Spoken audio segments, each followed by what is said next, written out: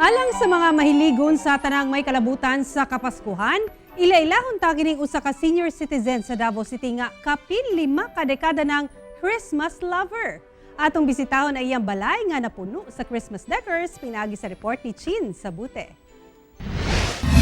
Daw mo balik sa pagkabata ang bisan kinsa nga makasulod dinhi sa balay sa 63 anyos nga si Nanay Gloria Dumbrique.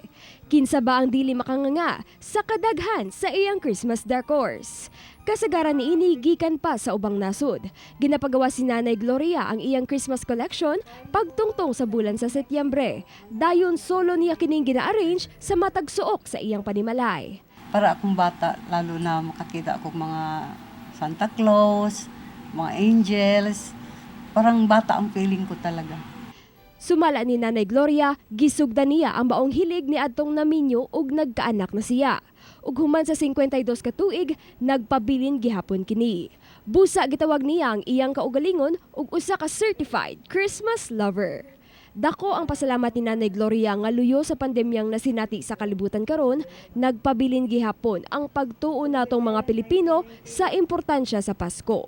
Tinguha niya nga pinaagi sa iyang hilig sa pag-decorate kada Christmas season, daghan ang madasig og malipay. Celebrate lang, life must go on. Go on lang tayo, wala tayong magawa. Antayin lang natin matapos ang pandemic.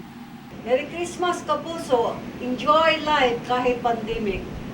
Mua, mua, mua, mua to everyone. Kauban si Bebot Kahes sa kamera.